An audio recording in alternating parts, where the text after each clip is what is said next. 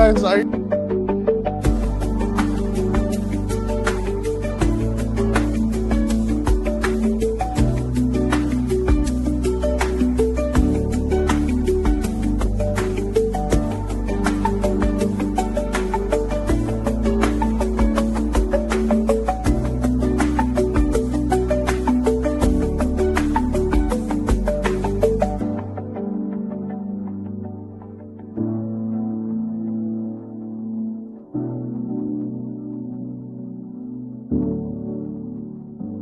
All right, guys. Are you guys ready to do a podcast?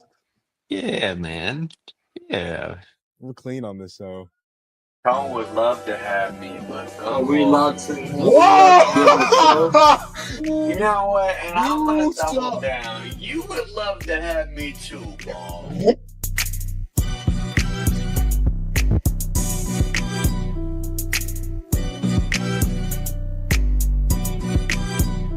Hey, yo, James, don't call him directly. He might cut you out. Call me first, and I'll thank you. Do you smell what the book is cooking? Yeah, what I like to say is movement fails opportunity when opportunity fails to move.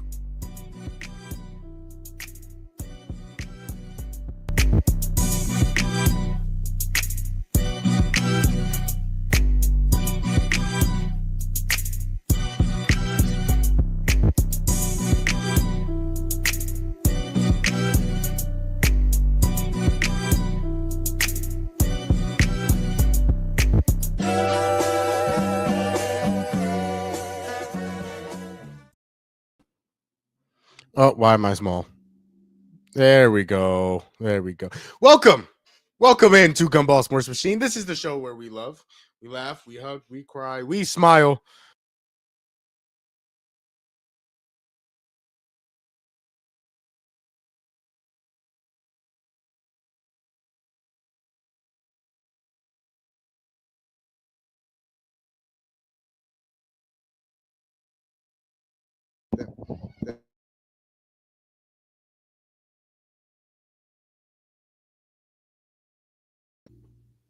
Well, great start to the stove.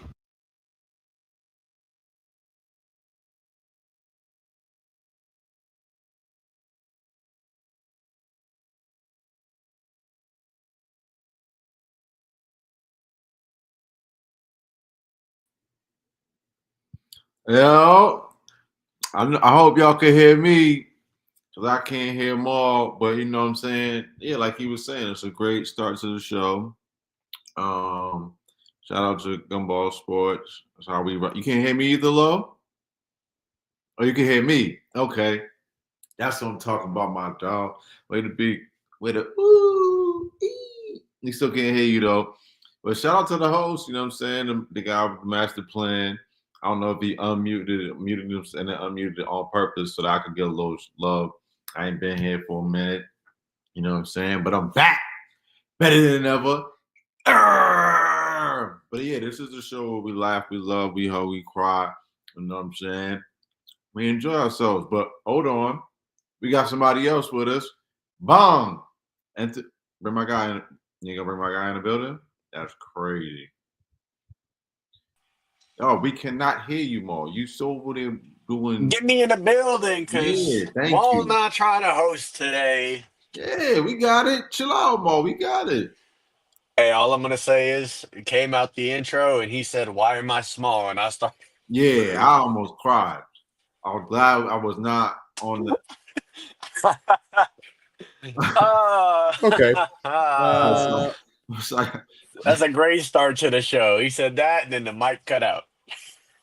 Yeah, this is interesting start to the show, fellas. crazy way to start the stove. Well, oh man. Well, you know, sometimes you got to work harder than the technology that's providing you to work hard. Very true. What does that mean? What did he say that one time? Movement fails opportunity when opportunity fails to move, and Tone took his Copyright. opportunity. I'm copyrighting. Man, we need that on a t-shirt. Oh, that's a good idea. That's a good idea there, OG. That's a good idea. You know what? T-shirts. Oh, I'm good well, with okay. Well, okay. When you throw the alley oop, Tony, you can't okay, my dunk bad, it my also. bad. I got you. See, now I catch it and then I dunk it. See what that's I've seen T Mac throw it to himself before. Yeah. and what did T-Mac has 0 championships. Hey, We have championships on this show. I've seen Giannis throw it to himself, and he's got one. Yeah, see, there you go, being smart. Yo, here you go, low. Yeah. You just lay the ball See, up. I'm not going with 2. I'm going with 1. Yeah. Well, I'm 2 athletic. Is safe. 2 is safe. Oh, okay. All right. Well, this is indeed. Yeah, I'm do this real quick though. Uh-oh. What's 04? My bad. Oh, 40? Oh, that a boy. What's 40? How many points J-Dub got right now? Oh, old Tone is. Oh, all right. Well, okay. You short a number or 2. It was OG. Hold on. Happy birthday to you. Happy birthday to you. Happy birthday, dear Tone. Happy birthday to you. Numbers right there, man. Appreciate y'all, man. You know what? I do have to apologize, Tone. Somebody was off tune, and it wasn't me. So, D'Lo, can you get better next time? Hell no. I matched the tone perfect. I'm not gonna get into it. Yeah. Well, it's I appreciate it. You talking about the kid who played music growing up. You talking about me off tune. Get out of here. I was in choir. You act like I wasn't? Oh. Okay, I'm sorry. This is about Tone. This moment is about Tone. I was in the band. This moment is about African drum, and he was in choir. So. Why does that have to be African? Why does that? Why can't it be a regular drum? Why can't it be? Why does that have to be an African drum? Just curious. I'm just saying when it's in your when it's in you, when it's in your blood, when it's in your nature, you know what I'm saying? Okay. I know there could have been that could have been worded differently. Are we not all in agreement? Are we all not in agreement here? Okay. I appreciate, you know what I'm saying, my guys on the vocals, man. That was love, man. Happy birthday, OG. What's crazy? that? I don't think nobody else sang for me this year. That's crazy. Hold on. You are loved and appreciated on this show. So. Squad members. You know what I'm saying? Absolutely. You know what? Happy birthday. Of course, I called you on your birthday, but on the GSM, we got to celebrate Tone's birthday. So what's that now? 27? Yeah. Okay. It's no cool. 27. How you turn 27 and a half on your birthday? Listen, you remix things. Oh, okay. Well, he's 27 and a half in leap years. We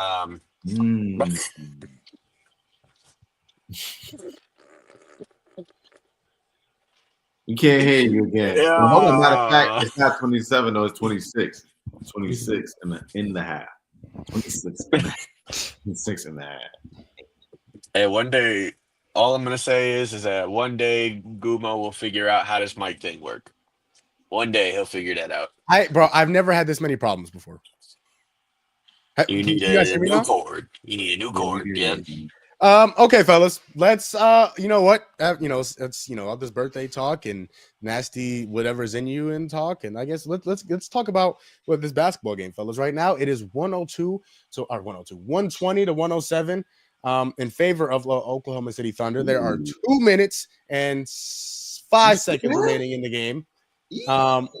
And the Oklahoma City Thunder have slowly started to run away with this game. Tyrese Halliburton got hurt in the first quarter.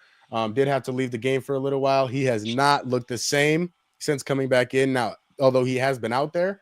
Whoa, you gotta see this. Watch that. Oh, this highlight? That. Yeah, watch that. Oh my. Aaron Nesmith. Aaron Nesmith. Oh my. Hey, listen, Aaron Nesmith, he's been good. You know where he came from, right? I ain't got nothing to do with me where he came from. Africa. I'm just we were talking about We were talking about Africa earlier. Did he come from Africa? I mean, that's likely where his heritage started. I'm just saying where his basketball, his NBA basketball career, in general, Hmm. you know what I'm saying? Speaking of which, J Dub, the guy you mentioned who had 40 points. You know where he came from? Where he was born? No. Oh, oh, Where his where his, basketball like heritage. his college and high No, school. it's 7 when you really start playing. So you know where he come from, Tone? Mm, huh? Huh? Oh no, yeah. If you can you can hear. Where he come from? Where we at right now? Oh yeah. Arizona is where he. You said it, not me. Yeah. That's how you do it. Made you say it. Yeah. Wow. Well, someone was talking about. No, maybe I shouldn't bring that up. I don't want to get demonetized. But separation equals. Anyways, no, let's talk about this game a little bit. Game 5 in Oklahoma City, 2-2. Game 4, we didn't talk about. We didn't go live game 4 after game 4, but Oklahoma City did end up coming away with that game.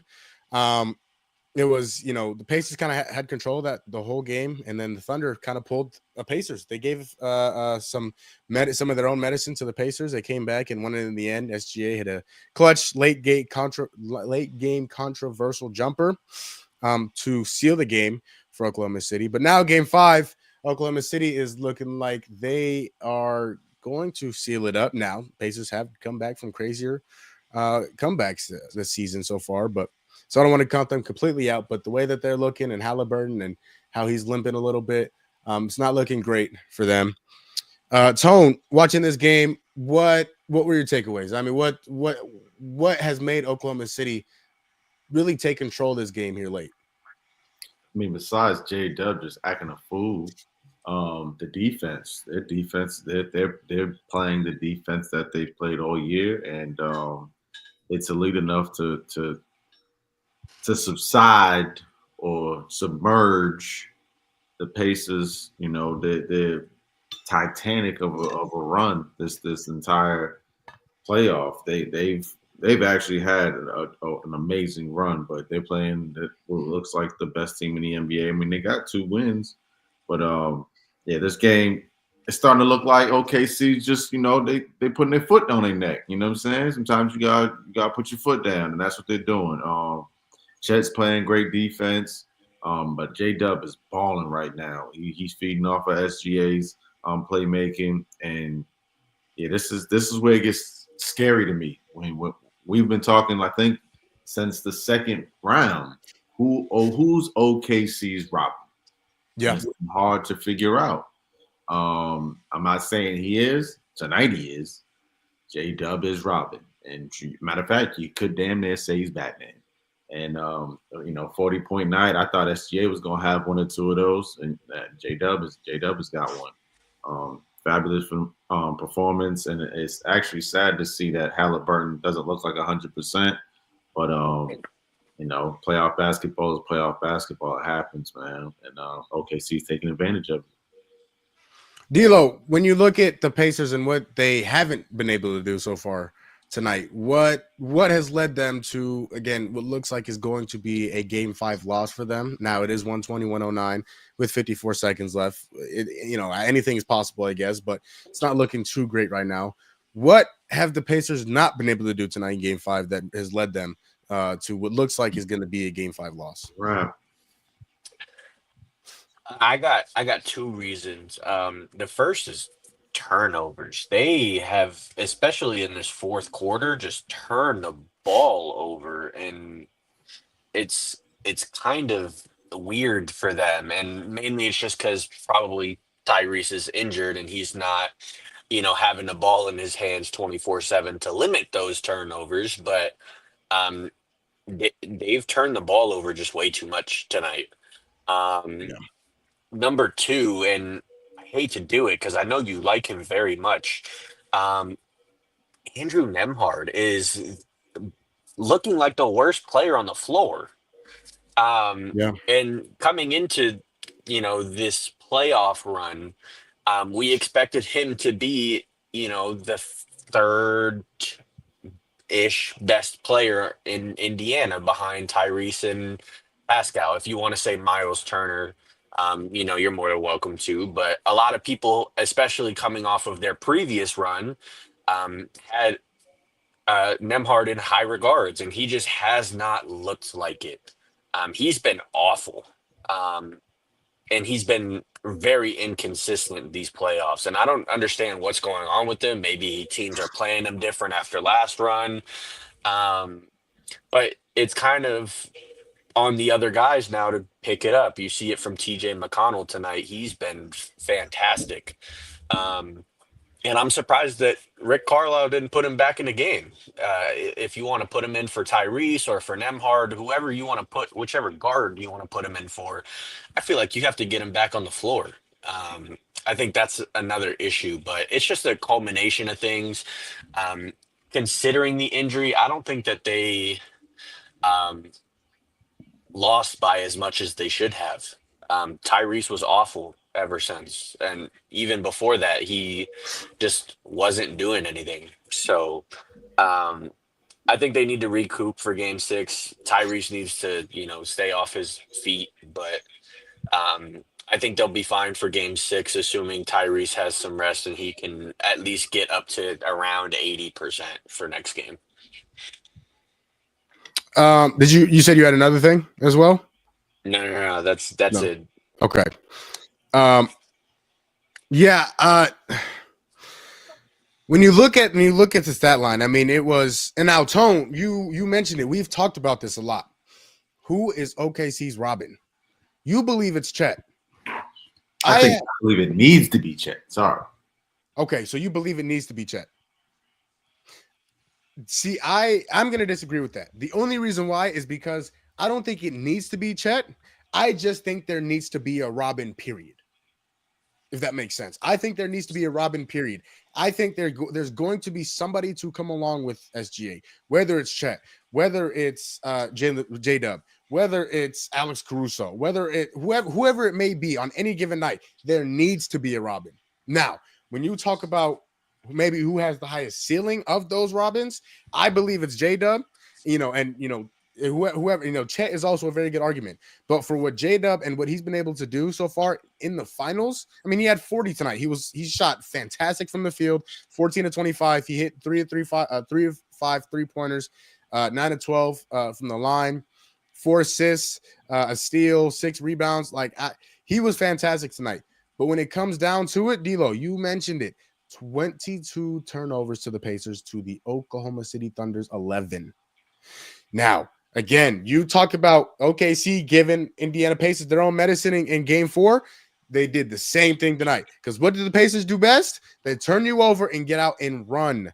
That is exactly what the Oklahoma City Thunder did today. J-Dub got out in transition and ran. Alex Caruso made a bunch of plays defensively tonight. And obviously, your number one ball handler is hurt. He's not moving well. He is what are they calling it? Calf tightness, I believe. And I mean, with the calf, it's not like, it's comfortable. Like every step you feel it. You feel it every step, especially when you're running up and down a 94-foot floor.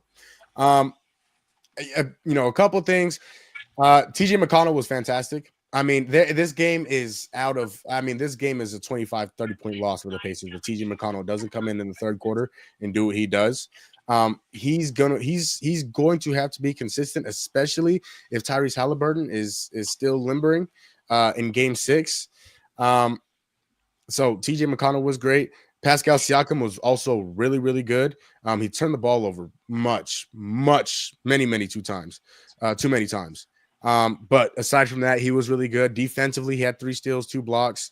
It's just turnovers that really, really, really hurt him. Like some other guy, Aaron Nesmith was good.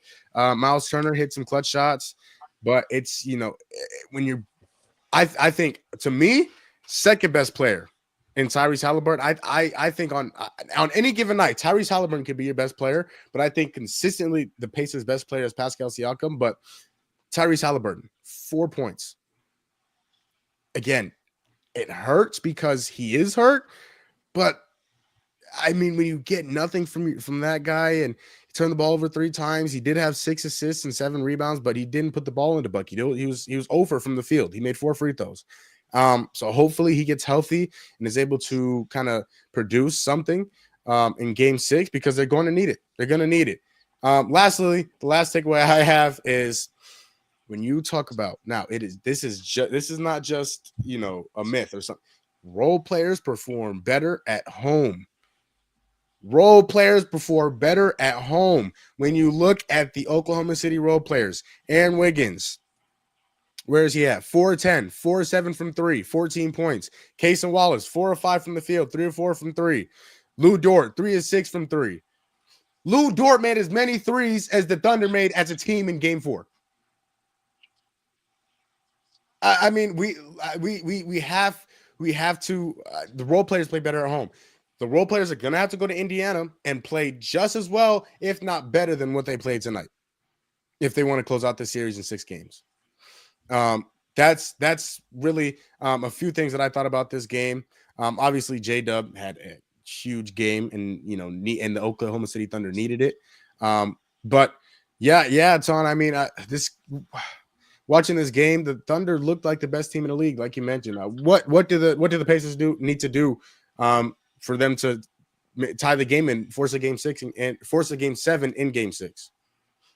I think Lowe made a good point about the others, starting with Andrew Nembhard. He has to play better. Like you said, that he has been really inconsistent. Like there's a possible 2 games left. Like he showed up for 2 games. You know what I'm saying?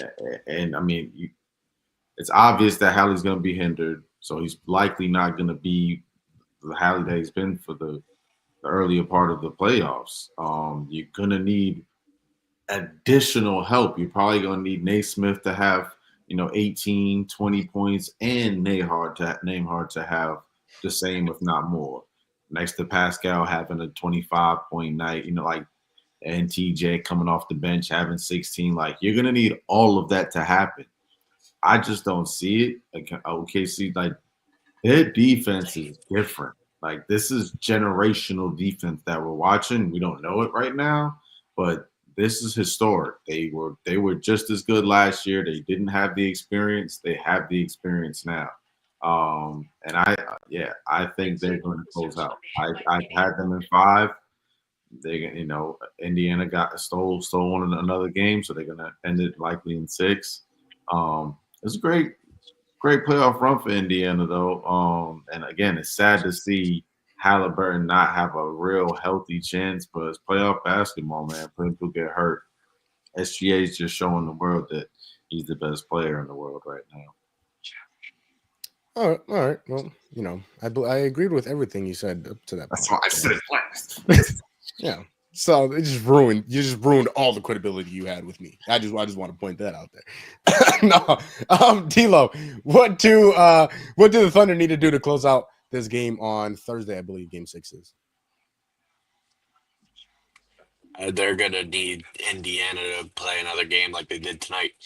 I mean, when you look at it, I don't expect Tyrese Halliburton to come into Game 6 and shoot 0 for 6 from the field, 0 for 4 from 3. I don't expect him to have 3 turnovers.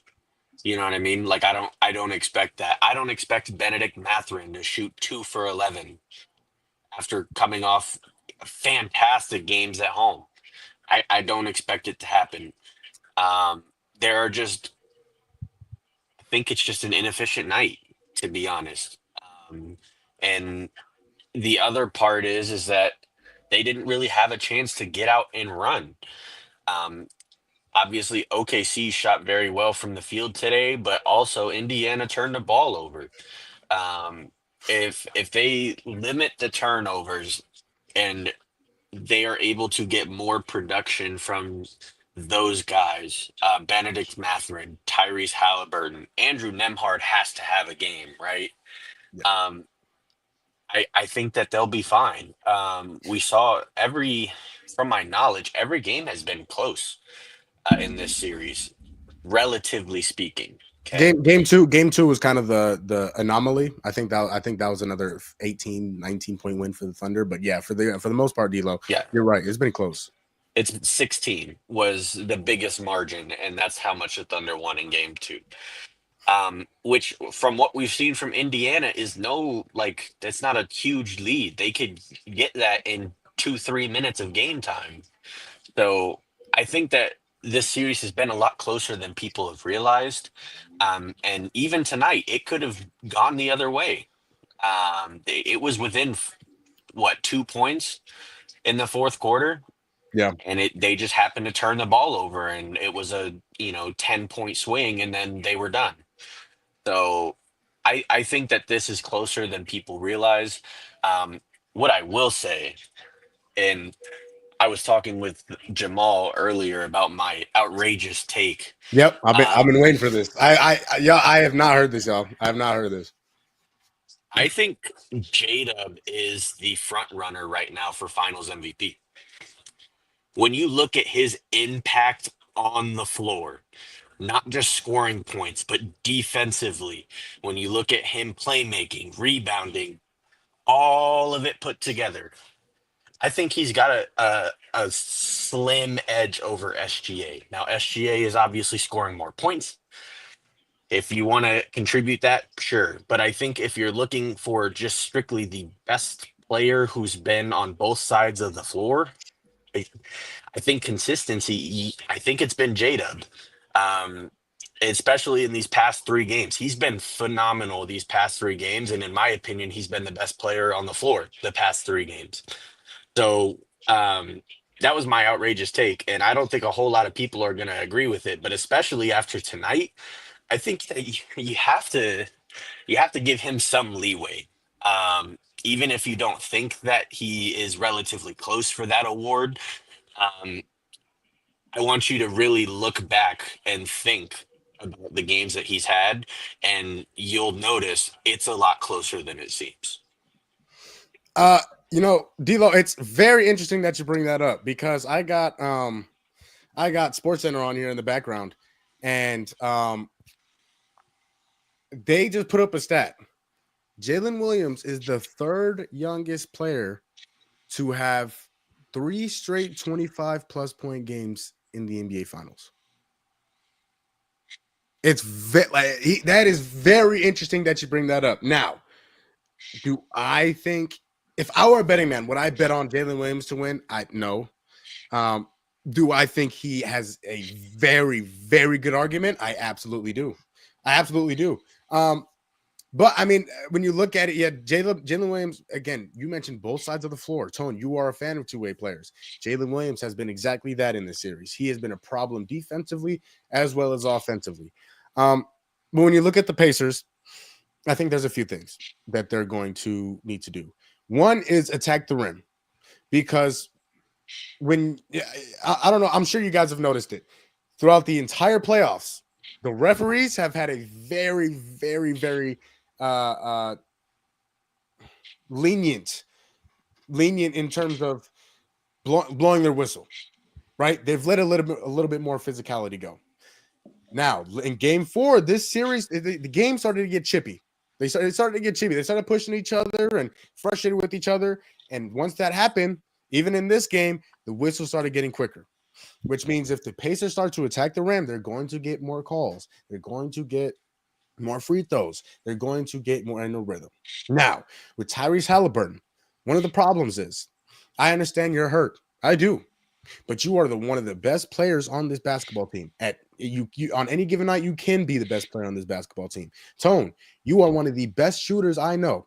How do you get in the rhythm? Going to the basket. Go into the basket. Go, like you have to shoot the ball. You have to shoot the ball. And so, to Tone's point, once you see the ball go in, then okay, here we go. All I need is one. Here we go. But Tyrese Halliburton, 6 shots. That number has to be that number has to be at least tripled in game 6 in order for the Pacers have a chance to win the game.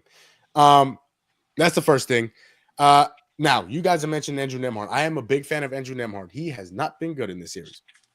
He has not been good. One of those reasons why is because he is guarding Shai Gilgeous-Alexander. And that takes a lot of energy because, not like Tone said, but SGA is the second best player in the world. And so when you look, and there's a lot of good basketball players in this world, but when you look at it, he's following them. Wherever number 2 goes, you always see number 2 with number 2. It never changes. Number 2. They're always they're always together. But when you look at it, they're going to need to switch that up a little bit schematically because you're going to need a little bit of help offensively with Andrew Nemhard. He's got to produce. And I think that energy he's using on defense is taken away from the energy that he could be using on offense.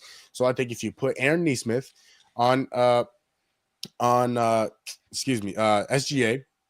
and you find a way to throw Andrew Nemhard maybe on Lou Dort or something like that to kind of save his energy and give him a chance to score offensively. Now, it's going to be hard to keep up because of the level of offense the Oklahoma City Thunder can produce.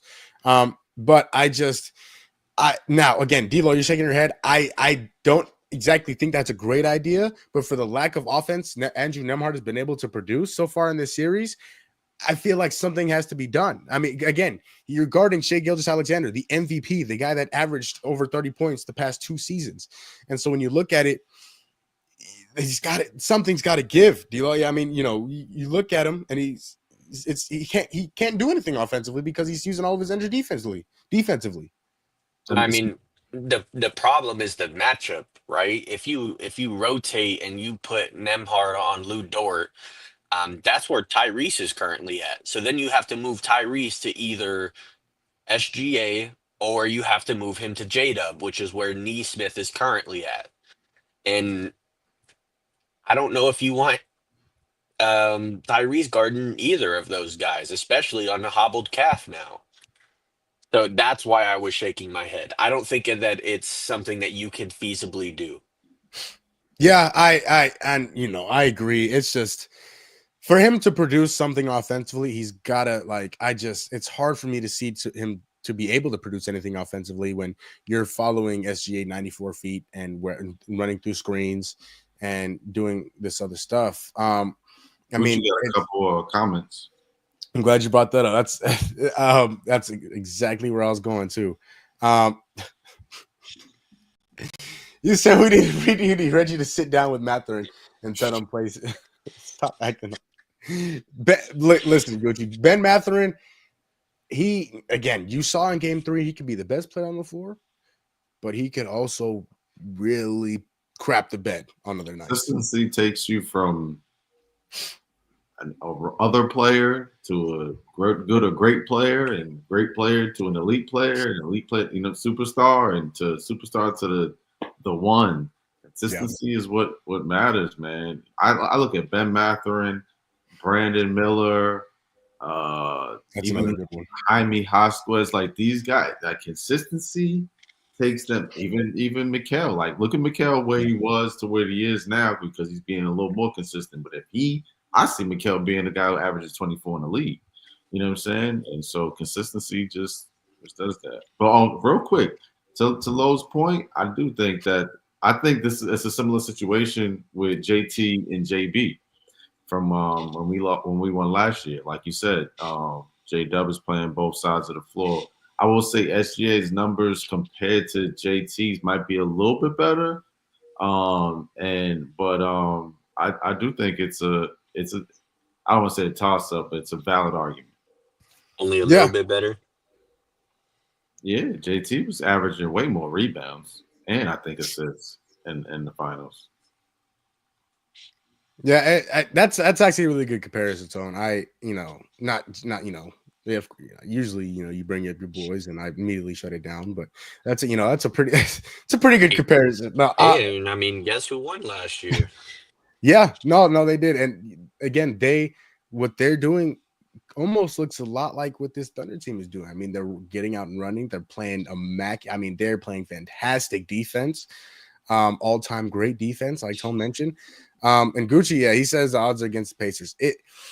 I don't want to necessarily say that The only reason why is because these guys that performed here tonight, the J-Dubs and the Case and Wallaces and the Aaron Wiggins, they're going to have to do that in Indiana, and they have not been able to do that so far. They're going to have to go into Indiana and play just as well as they did today. But I think what's J-Lo dope did. about OKC is it doesn't have to be the same three guys. It can be a whole different three guys Yeah. that shows up for them to pull out. Alex Caruso shot the ball awful today, but he played great defense. So I will say, though, like J-Dub has played phenomenal. That really from game 3 onwards. He was okay in games 1 and 2. But from game 3 onward, he's been good on both sides of the ball. In games 1 and 2, it was mainly just defensively where he was shining. He wasn't shooting the ball that efficiently from the floor, but he was still playing okay because he gives you the other side. And I think that since game 3, he's found the consistency. He's shot very well from the field. And I don't see it slowing down. Based on what you see tonight, I don't know if Neesmith, who is a very aggressive screen chaser, he gave up so many back doors tonight. I don't know if y'all saw it. I think he gave up like 4 or 5 to J-Dub by simply just giving him a little jab and going the other way. Yeah, that's what those screens do. I mean, the Oklahoma City Thunder move so well off the ball. I mean, when those guys, when the Isaiah Hartensteins and the Chet Holmgrens are coming to set a screen, they're looking around the screen. And so once you fake going around the screen and go back, now they either got to grab you and foul you, or it's a wide open dunk or layup. And so Gucci, yeah, he says don't change. It don't change anything. Hallie got to play better for them to win, and that's exactly what the Pacers are going to have to do. The Pacers they're going to need their guys to step up. The other night I said that you don't need your superstars to be superstars every night because you have so many guys that could step up and make plays. Tonight they didn't. They had one guy that stepped up and made plays, and TJ McConnell. That was about it. And if he just has a decent game, he doesn't have to have a phenomenal game, but if he gives you 10, it's a 1-point game. Yeah. And it gets late down the stretch, and we know how good the Pacers have been down the stretch. They like you said all series, they're a pace team, and this Halliburton injury might affect their pace and could be detrimental. Yep. They're gonna have to get out and run, and TJ McConnell helped them do that once he came back into the game, and obviously Tyrese had slowed down a little bit, but. They're gonna have to play their game, man, and they're gonna go home. That crowd is going to be rocking for Game 6. Obviously, they know it's an elimination game, so they're going to need the crowd to get behind them. And we're gonna see who steps up and who doesn't, man. And I'm looking forward to it. Game 6 is on Thursday, I believe. We are going to predict. We're going to predict Game 6 here at the end of the show. But fellas. There was some big news over the weekend in both basketball and baseball. But we'll start with the basketball one. Desmond Bane was traded to the Orlando Magic from the Memphis Grizzlies. In return, the Memphis Grizzlies got Kentavious Caldwell-Pope, Cole Anthony, and 4 first-round picks, as well as a first-round pick swap. Now this obviously was big news. Gucci said, bro, killing him with that one hand. We're going to talk about it here in a second.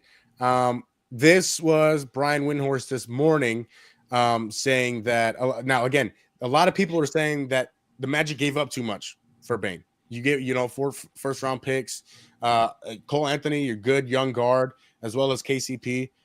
They're saying they gave too much. Wendy, he doesn't think so. He says the Magic gave up everything they needed to for Desmond Bane. The Magic have needed more offense for a year, and it was actually a little bit mystifying that they didn't make a trade at mid-season when they had a bunch of expiring money on their books, when they wouldn't have had to give up a player beyond this year.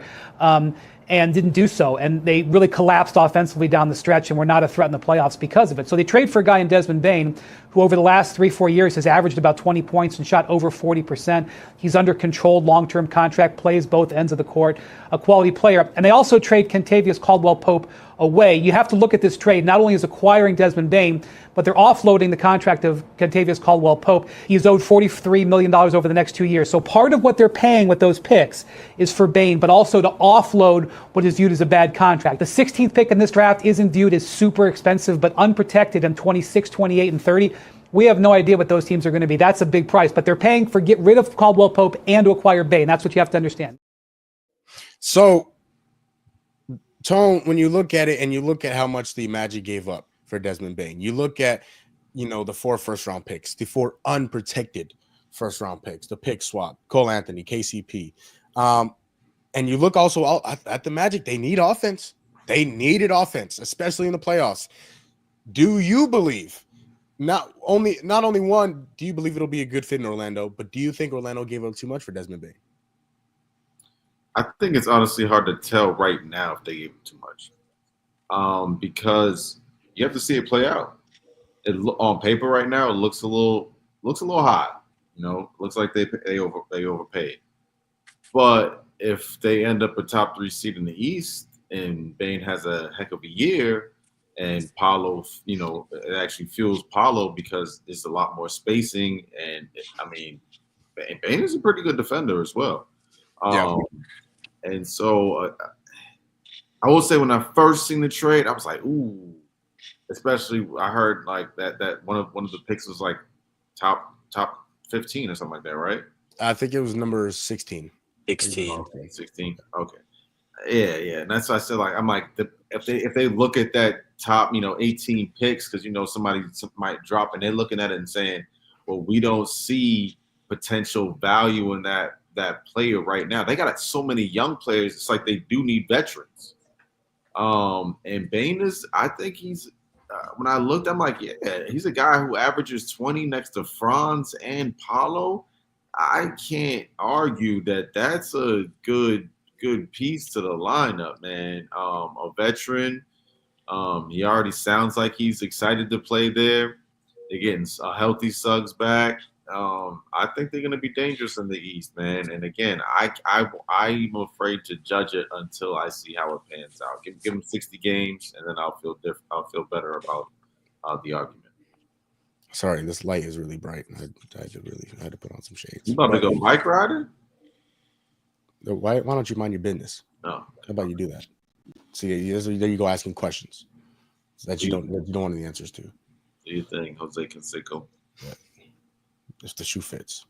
David Largo, when you look at this trade, do you believe Desmond Bane will not only be a good fit, but do you believe that they gave up too much for Desmond Bane?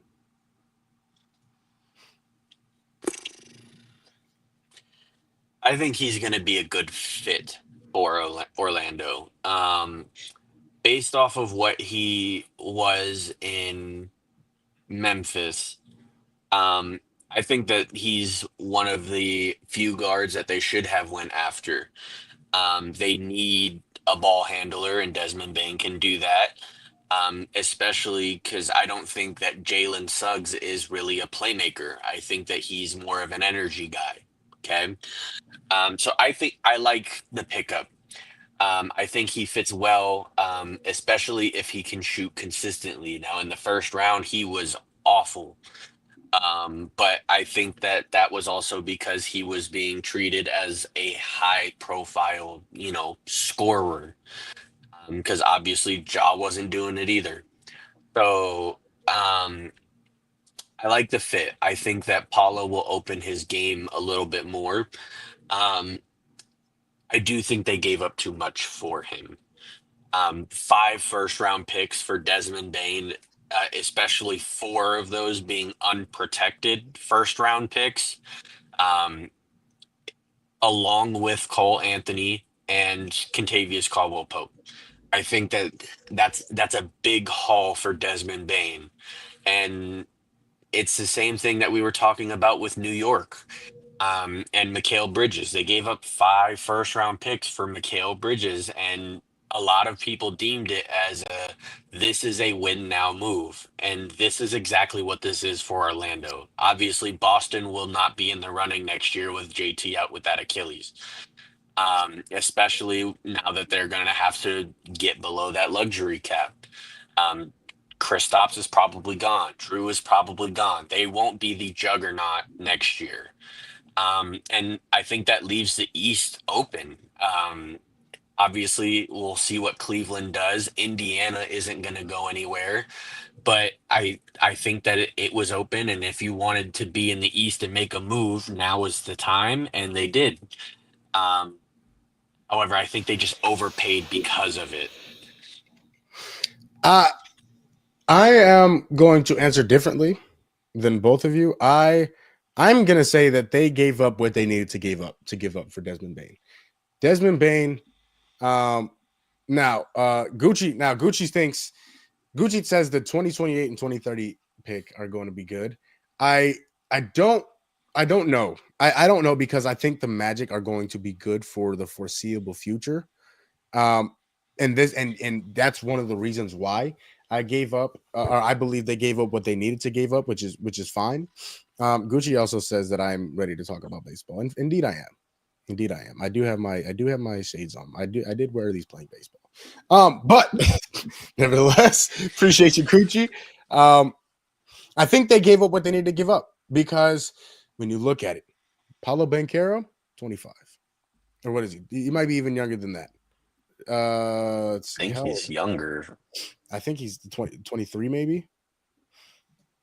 He definitely isn't 25. 22. Oh my gosh. I was going to say, I'm pretty sure he was one and done in college. He averages what, about 20, 26 next season? He's gonna, Woo. I mean, this is insane. Paulo Banchero is 22. Franz Wagner is 23. Desmond Bane is 22. I'm sorry, 26. These guys are going to be good for the foreseeable future. When you look at it, they have a big three now in Orlando. And not only do they not have to give up too many key pieces to their big three, they have guys around them. They have Goga Batate, who was very, very good in playing his role last year. You still have Jalen Suggs, who is coming off an injury. You still have Mo Wagner. You still have Jonathan Isaac, who, if he can stay healthy, is one of the best defenders in basketball. I'd get rid of him to go get a stretch big, though. Which is very feasible. But when you look at it, these guys are young. These guys are going to be good for a long time. And especially when you look at next year and the juggernaut that is the Boston Celtics are going to be missing their best player. The East is wide open. Wide open. Because D-Lo, as D-Lo calls them, the fraudulent Cavs, who knows what they're going to do? The Miami Heat, we're going to talk about them in a few minutes. Who knows what they're going to do? The Pacers obviously are going nowhere. The Pacers today, right now, I might say, even going into next year, is the best team in the Eastern Conference. Not to say it. Oh yeah, I mean, the championship. At this point, I don't care what seed they are, and I think both of you agree with me. What seed they are the best team in the Eastern Conference because of what they've been able to do in the playoffs the past 2 years. But it's wide open, and there's no reason the Magic can't go out and compete with every single one of these teams in the East. And so healthy. But that is, I think they gave up what they needed to give up to go and get a third guy to go along with Franz Wagner and Paulo Banchero to make them a legitimate championship contender. I mean, a lot of people are saying, yes, he gave up too much, right? They gave up a lot. I am not arguing that. They gave up a lot. They gave up Cole Anthony, one of their young, very, very good guards. They gave up KCP, who could help them win a championship, who's a role player who could help any team win a championship. But I mean, it's gonna be tough, man. It's and Memphis, Lord knows what they're doing. What are the Memphis Grizzlies doing? But before we get to them, because we are definitely going to talk about them. Before we get to them, do you think the Magic could legitimately contend in the Eastern Conference next year. And I'm talking about get to the NBA Finals contend. If Paulo plays how he did against Boston consistently throughout an entire playoff run, yes, I 100% agree.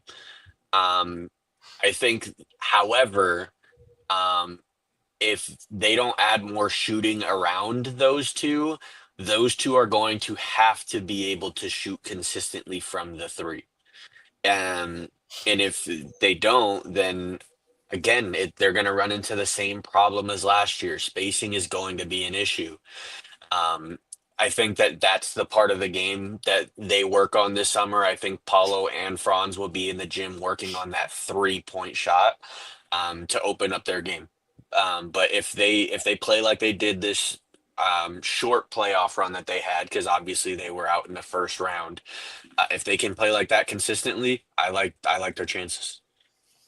Tone, do you think the Magic now could legitimately contend to make it to the finals in the East? Not to the finals. To the point I just made, I think they need a better big. I like Wendell Carter. I don't think he's a starting center on a championship contender. He could prove me wrong, but I personally don't think he is. I think Wendell Carter, I think he could play a Miles Turner role. He can shoot the three a little bit. He's a very good defender.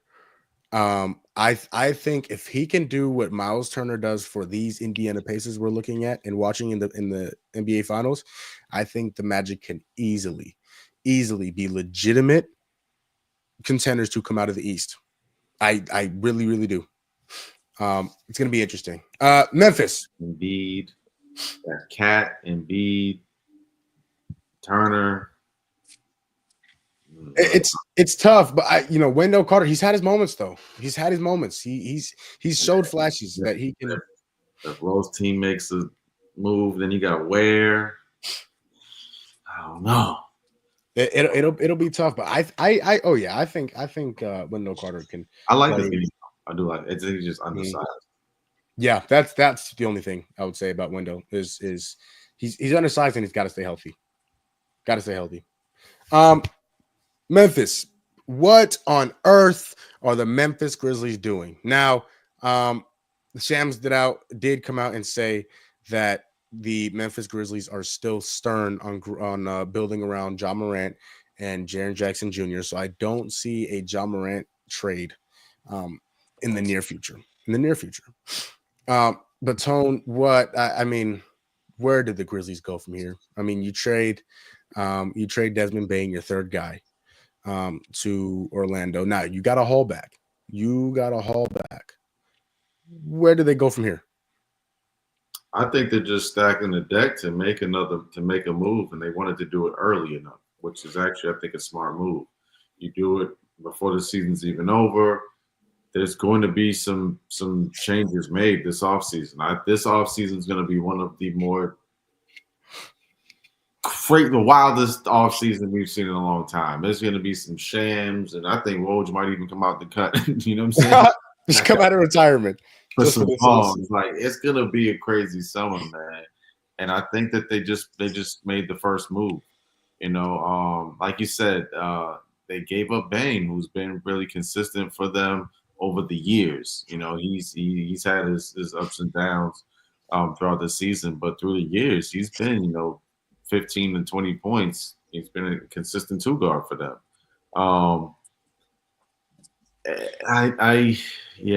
It's tough I guess if you're looking at it from a Memphis Grizzlies fan standpoint, you're like, dang, we just gave up, one of our best players for something we don't know. It's like, you know what I'm saying? We're looking for consistency. How like, that doesn't give me the faith.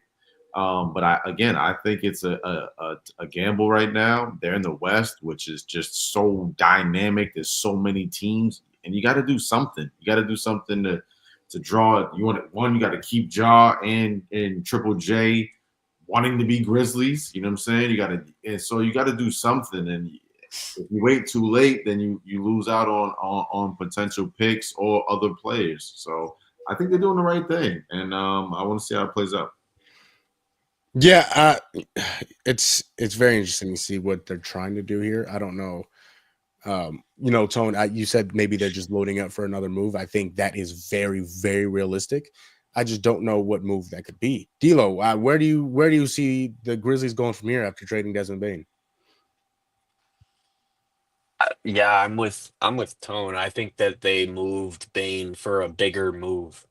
Um, I don't know what that move is, because I don't know where the upgrade is at. Um, but I think also they're looking at it from a perspective of he was hurt, but Jalen Wells performed well enough to where I think that they could move off of Bane and slot him in. He may not give you the same production immediately, but I think that they saw enough from him to say, okay, we're confident in you starting here, and you could potentially be that third guy. So let's get this hauled now while we can, and you can slot in and give us a reasonable production similar to what Bane is giving you. I think that is sort of what they're going for right now. But looking at the trade market right now, I don't know what you get. Obviously, Katie is off the table because he doesn't want to go to Memphis. Um, I don't think that they have enough to go out and get a Giannis level player. So really, it's like who is really out there if you're looking at, a Kristaps or a Drew Holiday from Boston, or from what is being reported, they're also listening to White our offers for Derek White and Jalen Brown. Who knows? They may be on the table, right? That they might not be the only guys. New York just lost in the Eastern Conference Finals. They might be looking to move, right? So I think that this is a piece of a bigger puzzle, but that won't be revealed until later down the road. I think that for right now, like I said, I think they saw enough from Jalen Wells to say he can be our third guy. Yeah, Jalen Wells was, and to Tone's credit, Tone really um, kind of mentioned Jalen Wells a lot because his game this throughout the season, because his game fits a championship contending team. He can shoot the three ball a little bit. I think that's where he needs to improve the most, though. But he is a ridiculously good defender. He is, he has the body to do it. He has long arms. He's a big body, right? 6'7". He's a long wing defender. He can guard the SGAs. He can guard, the guards, the Anthony Edwards, the Devin Bookers. Like, he can guard those type of guys and give. Now, he may not stop them because I don't know if anybody can stop those guys, but he was going to definitely slow them down and force other players on those teams to have to go and win those games for you. But when you look at it, D'Lo, and you kind of mentioned it, I can see them making another move. I just don't know where. Maybe at Jaylen Brown. If the Celtics are really willing to get off of Jaylen Brown, I can see Jaylen Brown going over to Memphis and really having an impact, slotting him right into that three spot, along with those other guys, with Triple J and Zach Edey and Jalen Wells and John Morant. I think Jaylen Brown could fit into that situation. But again, there's only so many guys that you can really go out and get. You're not going to get a Giannis, right? You're going to have to give up. Jalen Wells will no longer be a Memphis Grizzly if you really want to go get Giannis. KD's off the table. He doesn't want to go to Memphis, and we're going to talk about him here in a few minutes. But if I'm the Memphis Grizzlies, I don't know what move you want to go get. I don't know who you want to go get. They're looking at, like, I guess, Class A level players. I think that they could go maybe get like a DeMar DeRozan, Zach. I was about to mention those guys out in SAC. Brandon Miller, Jaime Hasquez, and like a player to me who has to be out there that is kind of weird. Nobody's even trying to get is Imani Bates. He's been killing in the G League for the past 2 seasons, and he's not getting the opportunity that I feel like he deserves in Cleveland. And Cleveland has a stacked roster. So why not go give up? You probably give up 1 draft pick and go get Imani Bates and gamble on him for a season and see how he performs. Now, again, that's not a championship type move, but it's a step in the direction of the West Coast that, like, you got to do something because it's tough over in the West, man. It's tough. Yeah. No, it is. It is. And Imani Bates is interesting because I'm with you, Tone. I don't think he's gotten the opportunity he should get in Cleveland. I don't know how willing Cleveland would be to get off of Imani Bates, just because of his upside and what he's been able to do. Like you said, what he's been doing in the G League. But I think that is an interesting piece. I'm trying to think of some other pieces you can maybe go out and get. The other team that I was going to mention is Utah. Laurie Markkinen's Laurie out Markkinen there. can be Colin a good one. Sexton is out there. Yes, it Jordan would be. Clarkson can come off the bench and score. There's some Oh, guys out there, and I they're heard the Wizards rebuilding. is shopping Poole. The Wizards are Yeah. shopping Jordan Poole. Yeah. Yeah, that could be another really sneaky good acquisition, especially we've seen what Jordan Poole has been able to do on a team that is contending. I mean, in my opinion, he was the second best, he was a third best player on the Championship Warriors team in 2022. And so if you put him on a team that really needs somebody to go score and he is not the number one scorer, I think that's the biggest key. If there is a guy over there, I'm talking about you ball down the game is closed down the stretch and you have a guy to go get a bucket. Jordan Poole can be that number 2, number 3 guy. We've seen him do it before, and he's helped the team win a championship to do that. So if you go and give him an opportunity to go win a championship playing behind, a couple of stars, he can absolutely have an impact. I would also like to think that some of those Pelicans over there are on the table right now. CJ, Zion. Yeah. I don't know if anyone will take a DeJounte Murray coming off an Achilles, but Herb Jones is over there. I think Trey Murphy is untouchable for them, but I think he should be. He should be. I think so. But yeah, there's a lot of teams out there that could make a move. Even San Antonio, I think they actually have too much value. Like they've got players at the end of their roster that are too valuable. They might need to let some of them go so that they can get some value back. You know what? I'm glad you brought that up because let's actually move on to our next topic. So, Kevin Durant obviously has been a lot. He's been in the talks nationally a lot because of course the Suns are looking to move him and get some sort of value back.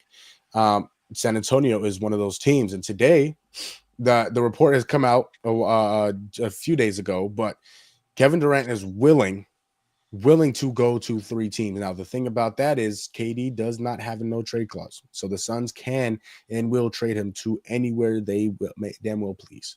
But the 3 teams that KD prefers is these 3 teams. So Kevin Durant prefers to play moving forward for 3 NBA teams, either the Houston Rockets, the San Antonio Spurs, or the Miami Heat. That's the 3 teams that he would sign contract extensions with once he is traded. But for the Suns' part, the focus of their conversations have mostly been around the Miami Heat, the Houston Rockets, and the Minnesota Timberwolves, I'm told. So the Timberwolves are along with a couple other teams known as wild cards potentially for Kevin Durant. But they're going to work with his business manager and partner, Rich Kleiman, on figuring out just exactly where his home could be. D'Lo, you heard your team mentioned in there, Miami Heat, as one of the Kevin Durant's preferred destinations. The question I want to ask you is pertaining to my team, that team that wears purple and orange. Where should the Suns trade him in order to get the most value back for him and the best package back for Kevin Durant? San Antonio. I think San Antonio has more to offer. When you look at players that are on the table, I think for San Antonio, Keldon Johnson, Devin Vassell, Jeremy Sohan, right? When you look at the picks, I would imagine that the number 2 pick is off the table unless that is one of 2 assets that they will get for KD. If it's him and something like a Jeremy Sohan, which I mentioned to you, Jamal, I think that is the only way that San Antonio will part with that number 2 overall pick. More than likely, it's going to be their other lottery pick. I think it's 14 is where that's at. I think that if you're looking just for young players that can produce and make an impact immediately, I think San Antonio gives you, of the 3 preferred, the most to give. Tone, where do you think the Suns could trade Kevin Durant and get the most value back for him in the best trade package? I have to agree with Lo.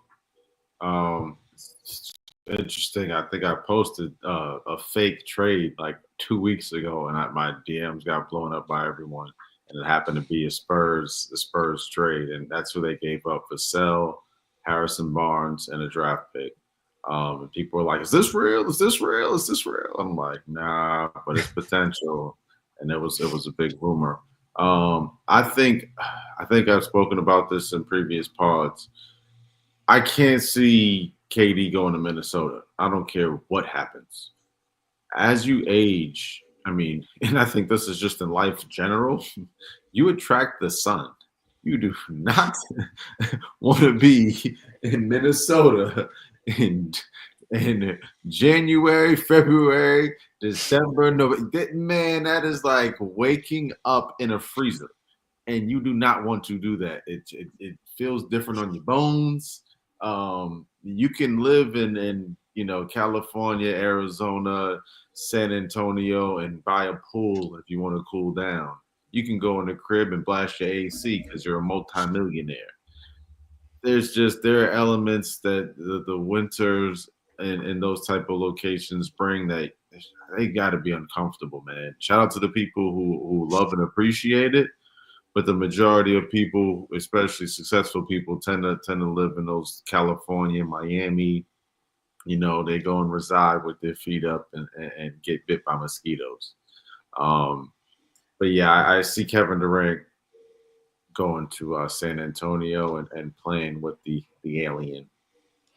Yeah, I could definitely see that. I think San Antonio has a lot to offer. I think the best package I've seen, the best trade package I've seen so far is Keldon Johnson, Devin Vassell, and the 14th overall pick.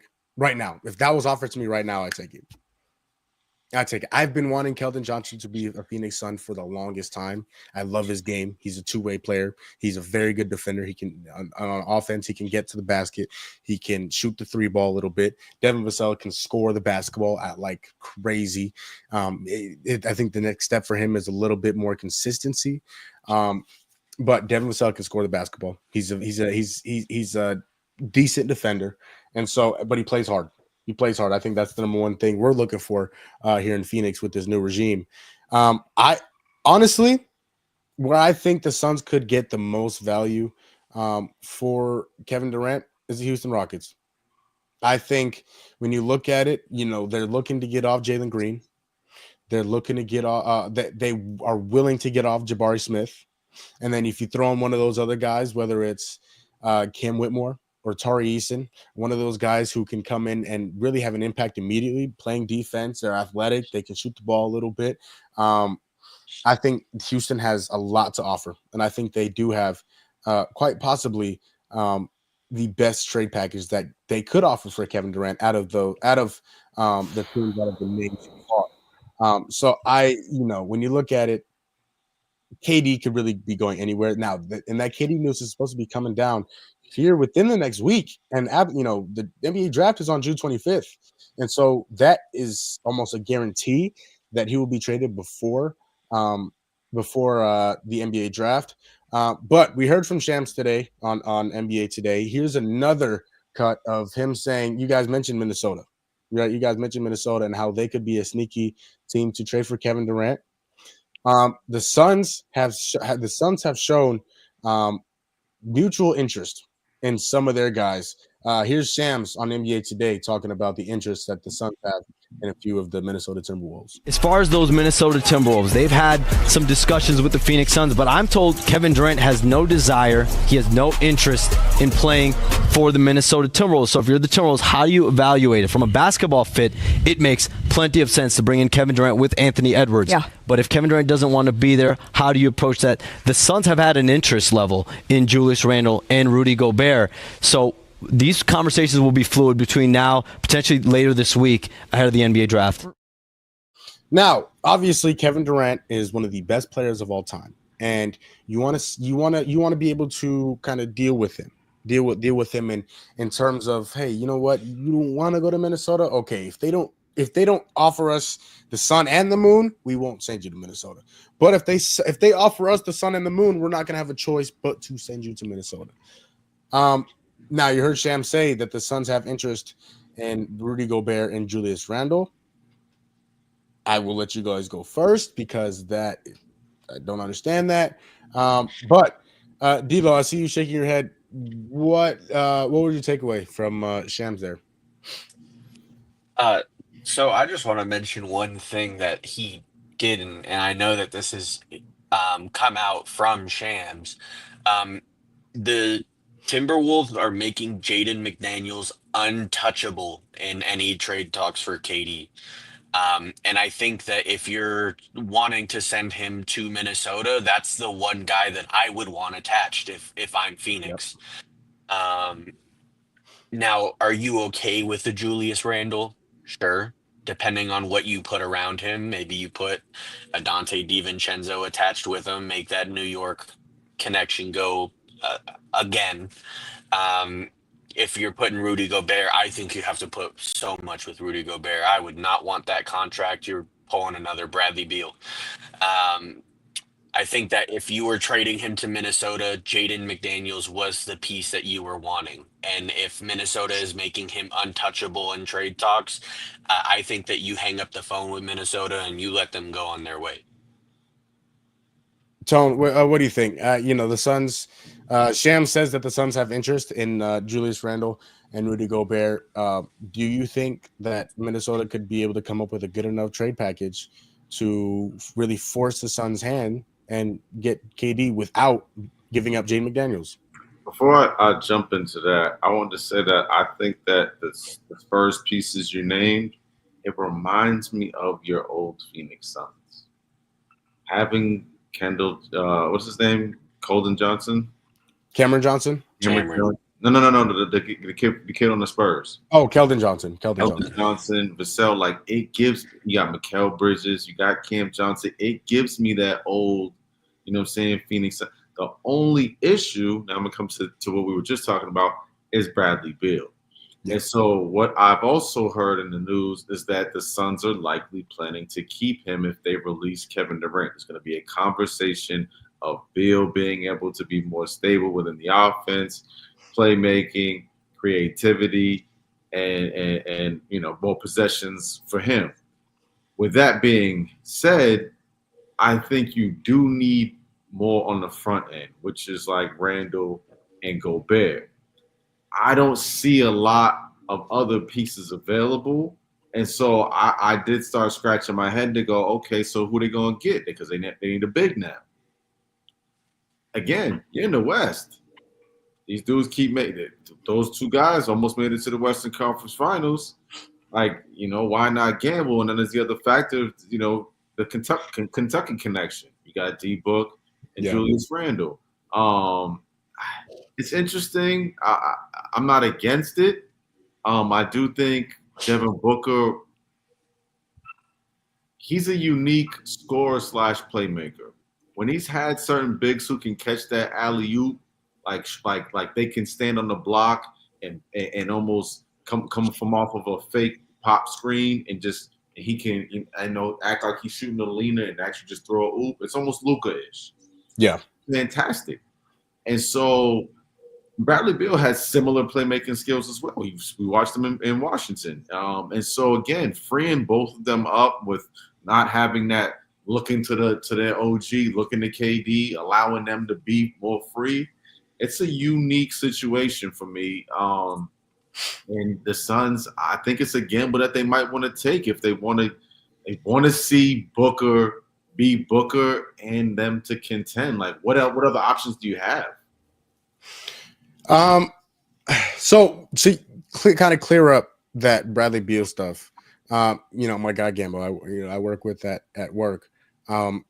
He did kind of clear some of that up today. Because they were talking about Burns and Gumball, they were talking about those reports, and Gumball mentioned that depending on what the Suns get back in a trade, now if they go and get some defensive guys, if you trade them to San Antonio and you get maybe a Keldon Johnson and a Jeremy Sohan and a few first, then Bradley Beal can kind of think about staying. But if you go to Houston and you get back Jalen Green and Jabari Smith and Tari Eason, there's no that's enough offense. You're not going to need to keep them. And so the goal, obviously, in a dream world, is to be able to trade Bradley Beal. Not going to happen. And then the second plan, or plan B, is to waive and stretch him, which means just like pretty much cut, but you're paying him. You're not paying incremental. Yeah, periodic. You're doing the KG, Brooklyn KG exactly thing that they had going on. And lastly, is to buy him out. It's just outright. You come up. Obviously, he'll be making a little less money, but he'll be able to go anywhere he pleases, or anywhere he. Hey, Bradley, how you doing, Brad? What up, Brad? You listen. I'll give you Bradley Beal along with the finest yogurt and the biggest bag of Funyuns I can find. I don't even want anything back. I don't even want anything back. I don't want anything back. Brad, you hear it? You want to be a part of a team that's won a championship in the past 2 years? Hey, go and take him. He's gonna play 35 games anyways. So go and take him. Hey, it's more than JT gonna play. So just Oh, that's uncomfortable, isn't it? Oh man. We fresh off a chip, man. We all right. We still comfortable. We still got our feet up, brother. Oh, all right. Well, I would to bring my mood down. Thanks. We still the champs. It's still Thursday. Just want to bring that part up. Yeah. But pertaining to Julius Randle and Rudy Gobert, no, absolutely not. No, I don't want any part to do with them. Not only because I can't stand either of their games. Julius Randle, he is inconsistent. He is, sometimes he chucks up way too many shots. Sometimes he doesn't chuck up enough shots. And Rudy Gobert is Rudy Gobert. He might be the worst offensive player in NBA history. Now he's okay defensively.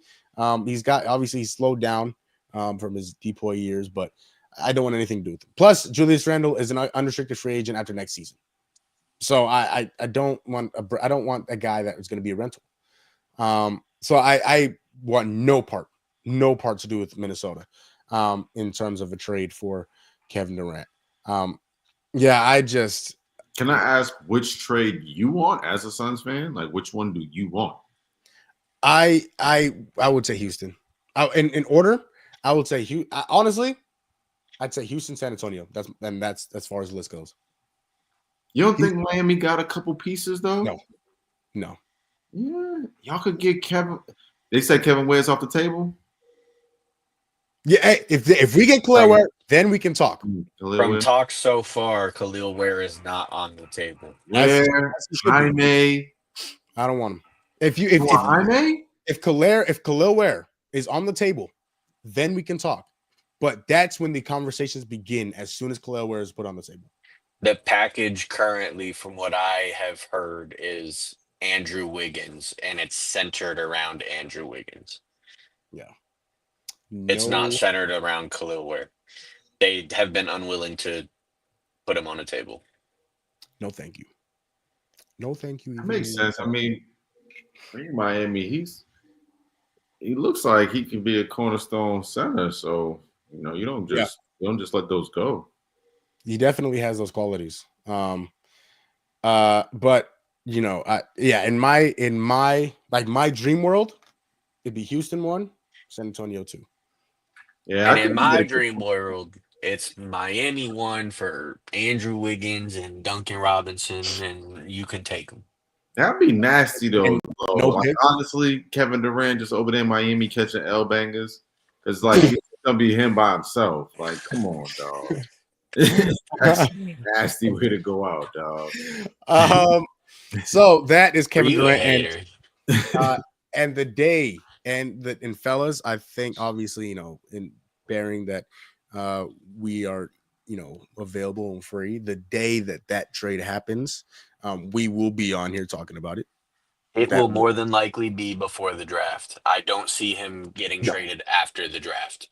Absolutely not. No, I think the teams that are interested in Kevin Durant want to trade him for him now before the draft so they can build the draft around the team that I they're was gonna looking say. to go into the season with. They're giving the opportunity to somebody else. So after the draft, so you get something, you get a certain pick, and now they're like, "Oh, hold on, Exactly. got you." He will get traded after or before the draft or during the draft. He will not get traded after. No. Very. I mean, I believe that it will happen this week. I don't know what day, but I'm very, very positive it'll happen this week. So like I said, the day, even these guys have been busy with life and things like that. So even if they, if they're not available, I'll come on here and talk about it and He'll cry and I just want to say, well, depending on what we get, if we get something KD good, on the Spurs is going to be scary. it's gonna be. I still think that they're more in on Giannis. Hey, That's Giannis, interesting, but they're gonna have to Giannis give want up. to leave. Giannis said they're gonna want to leave. Yeah, I think Giannis is gonna stay in Milwaukee. I think it's in Milwaukee. I don't. For 1 year, and then he's out of there.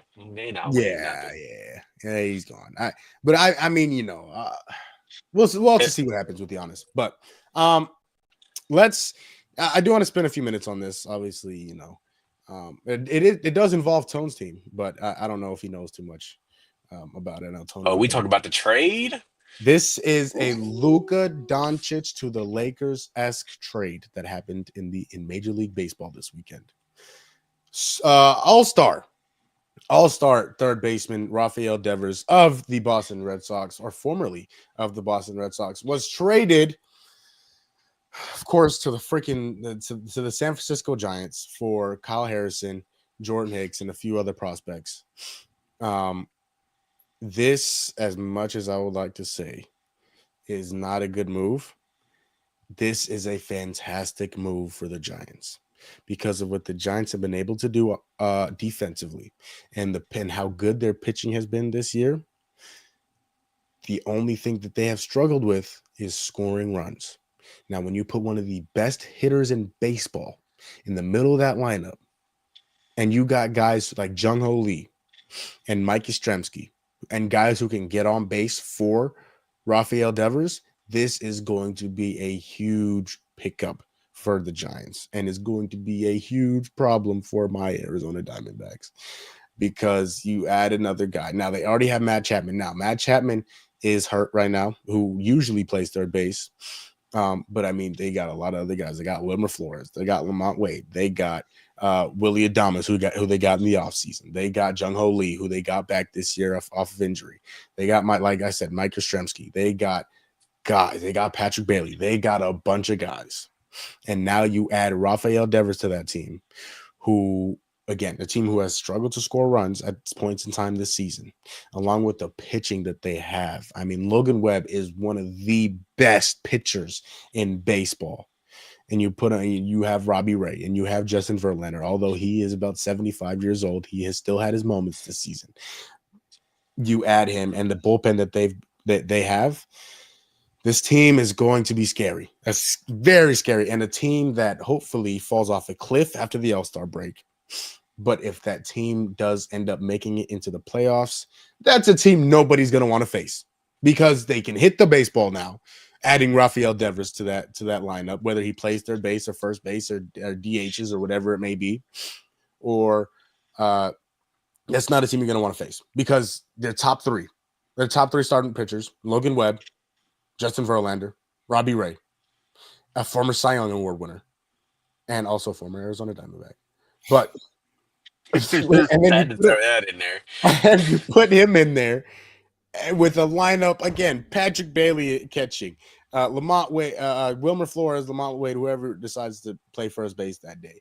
I mean, Matt Chapman, Willie Adames, Jung-Ho Lee. I mean, goodness gracious, that this team after the Rafi Devers acquisition is going to be good. Now, in the Red Sox case, I know I've heard Rafael Devers did not want to be there anymore after all the controversy that he's had to go, or that he's kind of put the Red Sox through, and giving him trouble after the Red Sox had asked him to designated hit after they signed Alex Bregman, and then after Tristan Casas, their first baseman, I believe tore his ACL.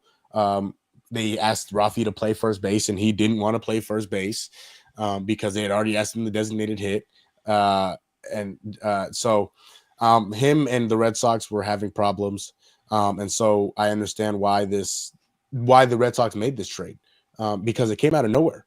It came out of nowhere, and Rafi Devers is one of the best players in Major League Baseball, and so to send him to the Giants, they obviously probably didn't get what they wanted back. Jordan Hicks he's still young, he's inconsistent. He's had his moments though. Kyle Harrison is also another young guy. They got a couple of more prospects. But yeah, I think you're leaning. If the Red Sox, I think you're leaning on your young guys. You go out and get Garrett Crochet to be your ace this offseason. You go out and get Alex Bregman and pay him a whole bunch of money, back the trucks up. You still have other guys, Jaron Duran, who has been very good this year. You have a bunch of guys, Trevor Story, who has had it ups and downs this year, but he's played for the most part. So the Red Sox, you go and try and compete with the Yankees, who have Aaron Judge, who's batting .396 right now. So, yeah, I did want to spend a few minutes on that because that is, in my baseball world, that's some big news. And so I felt like I should spend a few minutes on that, gentlemen. I don't know if you saw that news this weekend. You don't know if I've seen it. I'm literally from the town. That is a good point. You know what, Tone? I tried to, I tried to like soften the blow. Right. I had all my Red Sox stuff laid out for today's pod, and I seen that, and I was like, "Yeah, I'm gonna put this away." We're just doing what we do all the time. Pisses me off. We never. Yeah. What'd you think? Figure it out okay, and we ended up trading away. We the guys that gave Babe Ruth to the Yankees. Like, just remember that part. Right. This is what we do.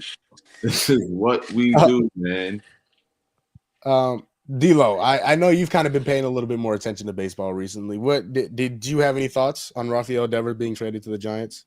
No, I think for those that don't watch baseball, when you mention that whole Luka to the Lakers situation, I think that's exactly what this is. Yeah. Less than 2 years ago, he signed a 10-year, over $300 million contract extension. Yeah. You don't trade that after 2 seasons unless something has gone catastrophic. That's a big word that I'm not going to try. Catastrophically. Thank you. I got you.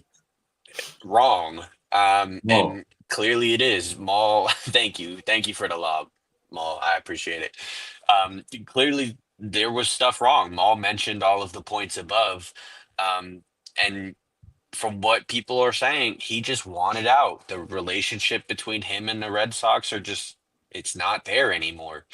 So, I mean, I understand you move off of him now. Maybe you didn't get as much as you were hoping for him, but with a disgruntled player, what are you going to do? Yeah, and again, especially a star like that Rafi Devers is, at spring training, I believe it was right before spring training actually had started, right before the position players report. The Red Sox went out and they signed Alex Bregman and backed up the Brinks trucks for him, gave him a whole lot of money. Alex Bregman, of course, coming from the Houston Astros, who also plays the same position as Rafael Devers, backed up the Brinks trucks for him. And so once they did that, they asked Rafael Devers to DH, and he didn't like that. He wanted to play first. Now, although he had the most errors of anybody in Major League Baseball over the past 2 years, so I throw that out there, he still didn't want to do it. And yes, I understand with the pride thing and everything, but he didn't want to do it. And, eventually he came around to it and he started the year off horribly. Eventually I picked it up because that's what great players do. And yeah, he came out and he's been hitting well. And obviously they asked him to play first base after Tristan Casas got hurt. He didn't want to. And so it's been kind of an awkward situation since then. But, and yeah, now he's on the Giants. And of course he couldn't have gone to any other team. He had to go to the Giants, another National League West team. So that one hurt a little bit. Gotta be honest. But Tone, you you wanted to talk about some big three today. Some big Oh, is three. that the only baseball thing that you had for today? Yeah. Oh, okay. Is there something else you wanted to? I'm I always. I thought you were going to touch on pause Oh, Shohei Shohei. Ohtani That's right. going back to pitching. He pitched 1 inning today. Yeah. So, Um, oh, after sorry. that Go ahead. surgery in 2023. Yeah. So Shohei. Sorry, real quick before we get to the big three. I'm glad you brought that up, D'Lo, because that did definitely skip my mind. Shohei did a pitch today. He started this game. Now they used him more as an opener. Fellas, you may not, an opener is, usually a usual starting pitcher looks to go deep into the games, 5, 6, maybe 7 innings if they're really, really, really pitching well. An opener is more like a bullpen guy, right? A bullpen guy who comes out, pitches 1, maybe 2 innings, and then hands it off to the long relief guy who will pitch 3 or 4 innings to get them to the high leverage situations. And then that will close out the game for him. That's usually how an opener works. Shohei Ohtani did just that today. He pitched 1 inning. He was okay. He gave up a couple hits early. Tatis got a hit off of him. Luis Arias, who is one of the best hitters I've ever witnessed played this game of baseball. Luis Arias is fantastic. Luis Arias also got a base hit off of him. Gave up, pitched an inning, 2 hits, 1 earned run, did not strike anybody out. He was, obviously, like D'Lo said, coming off of his second Tommy John surgery. He was okay. I'm sure he's going to get more opportunities as the season goes on. I don't know if he's going to be able to be that Cy Young starting pitcher that he once was. Just because of I don't know if he's going to be able to pitch 5, 6, 7 innings anymore. He was okay today. That game is now in the bottom of the 7th inning. The Dodgers are up 6-3 on the San Diego Padres. Down the stretch going into the playoffs, I'm sure he's going to be used in high leverage situations. Maybe to close out some games, things like that. But I think that starting pitching role, I think has kind of come and gone there for Shohei Ohtani. And the thing though is that I think that he can come in for an inning or 2 and give them good value. Yeah. Through his 1 inning today, I have the stats pulled up here. He threw 9 4-seamers in the first inning and averaged 99 miles per hour with the pitch. Off Tommy John. Yeah.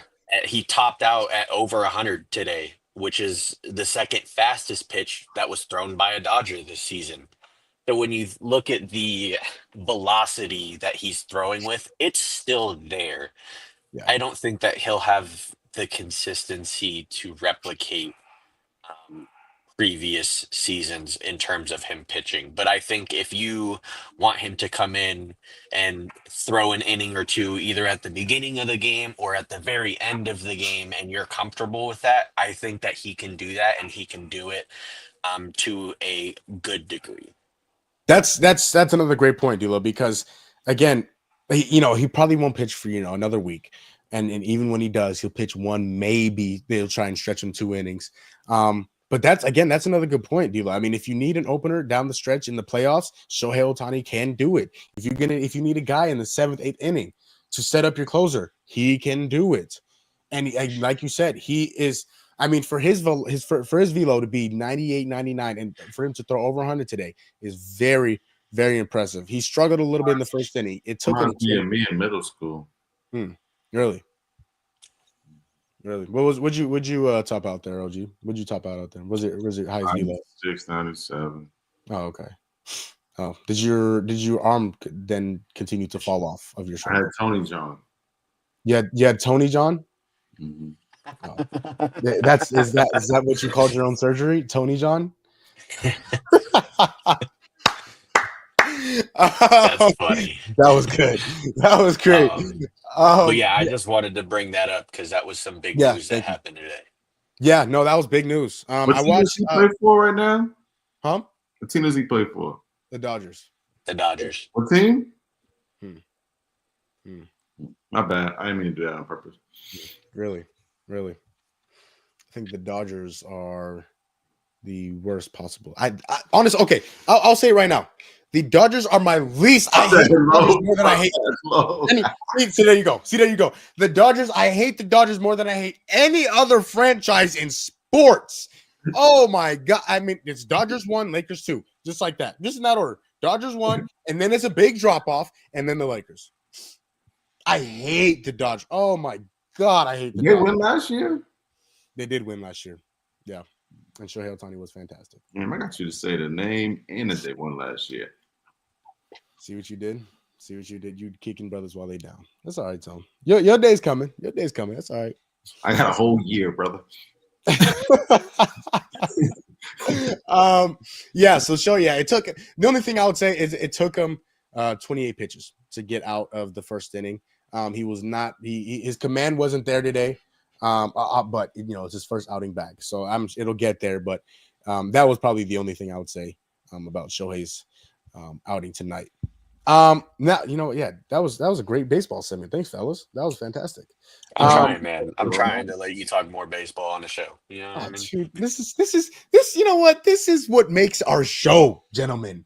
Just the efforts. You guys aren't aren't the biggest baseball fans, but you guys are here talking baseball with me. You know, I got that shirt on. I got my shirt, and I got the matching hat. Well, it was going so well. It was going so well, but I have to bring up that they just lost to the Padres yesterday. But they won the series, though. That was They did. But yesterday was ugly. You know who won today? You know who won today? No, they were off today. No, you know who won today? I ain't got nothing to do with me. Oh, you know who won the series against the Yankees? You know who won the series against the Yankees? The Thunder? You know what I'm saying? He was just being positive. I was asking the question. I was asking the question. That's all I'm doing. I was just asking the question. The Yankees playing the Thunder is crazy. Does Aaron Judge play for the Red Sox? No. He wishes he would, because then he would have won the series. You know who doesn't wish they played for the Red Sox anymore? Rafi Devers. Damn, that's probably true.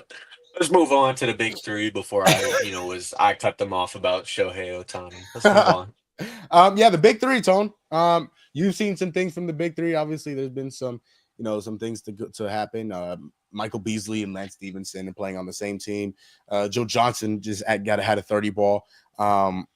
Dwight Howard is playing in the big three. And you've seen the videos of him and Lance Stevenson getting into it. What have your takeaways been from the big three so far, Tone? Like you just mentioned, those are some big takeaways. They got the starter sponsorship. They got Chris Haynes commenting. They got Nick Young coaching. It's just a lot of big things, and I wanted to give them a shout out, man. I'm definitely going to get more involved. I've watched a couple games. I don't know the names of all the teams. I don't know the names of all of that. I'm an old guy, but I love basketball. And I was like, man, we got to mention them. There's a lot that's going on in the world, you know what I'm saying? And it's dope when you see some positive things going on. People been hating on Q. People been hating on the big three. I don't know why. Like his grit and grind. He's doing big things, man. And the slow moves are definitely better than no moves. I don't even know if these are slow moves. They're just under the radar is really what I would call them. And I really think what he's doing is great for the game. It's great for veterans that end up leaving the NBA or leaving whatever their prior engagements were. And they get an opportunity to showcase their talents, and against other high-level competitors. And it's just, I just think it's great for the game. We got to watch Lance Stevenson and Michael Beasley play that one-on-one, which was dope. It's a different element of basketball. You know what I'm saying? Some kids, they never got to play at the park. They didn't get to play the games of 21, 1-on-1, 2-on-2, 3-on-3. And it's just a different element of the game. You get to see more one-on-one. There's a lot more spacing, creativity, bully ball. And it's just dope, man. I love what Cuba's doing. I think the more it grabs some of the younger kids' attention, you get more social media friendly players like Lance and those type of guys. It's just going to get popularized. I really want to congratulate Beasley, though, man. He's getting a second chance to showcase, and he's an amazing talent. I know guys like us remember what he was capable of doing in the NBA. There's a lot of kids that don't know who Michael Beasley is, and this is a great opportunity for him to remind the world. I think he's changed a little bit as a person as well. He looks like he's having fun. Like Man, basketball life is different when you're having fun. You know what I'm saying? Yeah, absolutely. And so I just wanted to just shout out the big three. We haven't really mentioned them before, and I think that the league has a bright future. And I wanted to get the ball rolling, man. Yeah, do they have tryouts? I think they do because I believe Gilly went tried out. Right. Why? What are you doing? You're as much as we we love to have you on the podcast. I think you can skip one day and go try out for the big three. They might not need to have an elderly big three, and then I'll pull up. You know what I'm saying? You know what? No, this is our team here. This is our big three. This is the team that we're going into the big three with and trying out. Squad. Devo, what have you seen from the big three? Obviously, there's a lot of things been going around. What have you noticed from them? I'm glad that the world is saying what a professional smack talker Michael Beasley is. Man, he is He said that he would bust Carmelo's what in a one-on-one, and we're talking about Carmelo Anthony, who is known for being a pure one-on-one scorer. 20,000 plus. I think that tells you all you need to know. I don't. I saw that and I laughed. I did. But no, I think that it's good for the game for a lot of these guys that are in the later stages of their career. They can't keep up with the young guys of the NBA, and they have somewhere to go that they can go and hoop. And a lot of the guys that you see in the big three are very good one-on-one hoopers. We just talked about Beasley, but Jordan Crawford is in the league. Yeah, oh man. Lance Stevenson is in that league. I saw Joe Johnson. Joe Johnson is in the league. And hey, I know growing up, we've all seen Joe Johnson. Goodness gracious. That's the one I want to see. That's the game I want to see. Joe versus Beasley. I think that's so boy. Yeah, that's gonna be good. So obviously the big news is the altercation that happened. Obviously with Lance Stevenson and Dwight, and then there was Lance Stevenson and Jordan Crawford got into it. So there's been a lot of stuff that's happened, and that's why I think that the league is gaining some traction right now, is because social media saw that little interaction and they said, "Ooh, let's run with this." But I think that they need to do more than that. I think that they should go out and watch those games, because it's pure ethical hoops in terms of 1v1 basketball. Yeah. If you want to see 1v1, I know a lot of people have been calling for it to All-Star Saturday night. They want a 1v1 tournament in All-Star Saturday. Just go watch the big three. They do it all the time. So until that happens and the NBA wakes up, go watch the big three. Ice Cube, he's done a phenomenal job with the big three. They've been going 8 years, which is insane. So shout out to Ice Cube, shout out to that league. But yeah, they got to get more people to go out and watch. We got to get more people to go out and watch. I hope anyone watching right now is going and watching the big three highlights, because it gets crazy. Oh, absolutely. And D, like you said, it's good basketball. It's not, when you think of the big three, it's all these old guys trying to revive. No, it's these guys who see an opportunity. They want to go do what they love to do, and they want to go hoop. And so when they go hoop, now they're put on this stage that Ice Cube has provided for them. And so again, this is for them to get their business. They're not even just hoop, but their business out there, or whatever they're doing post career. And again, they're doing all this while doing something that they've loved for their entire life, and just hooping against other guys who have also hooped. Some in the league, some maybe celebrities like Gilly. And, you're seeing what these guys are able to do. It's still at the age of 40, 41, 42, 43, 44, 45, whatever it may be.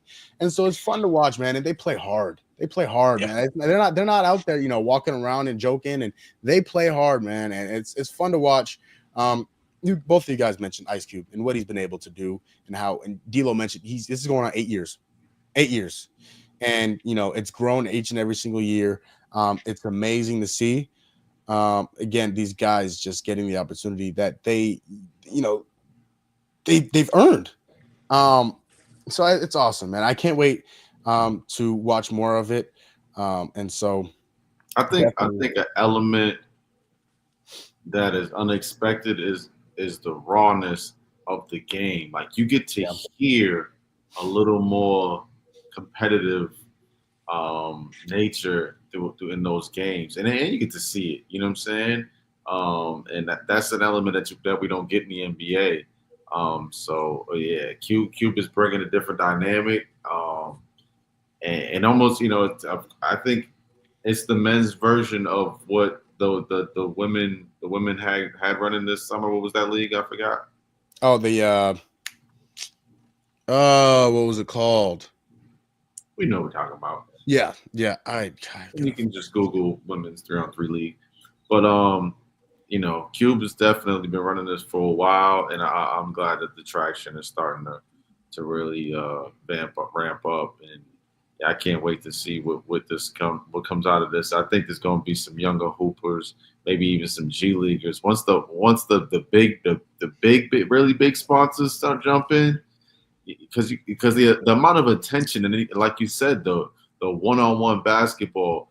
I don't know if you guys are familiar with the Drew League in the summer in California. It reminds me of that element.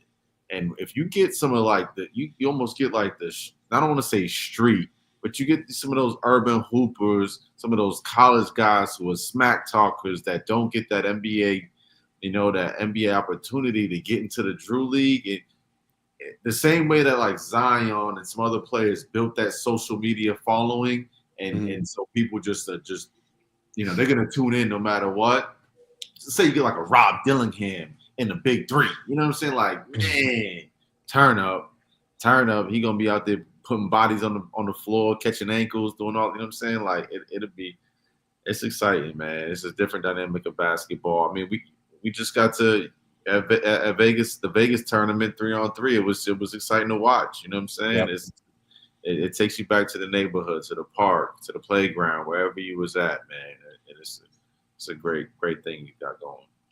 Yeah, I wish some of those younger guys would go out, and I have a few names actually, because I just looked up who else was planning on playing this year. Kemba Walker is coming into the big three. Wesley Johnson's coming into the big three. Ooh, Wes was Montrezl Harrell is coming into the big three.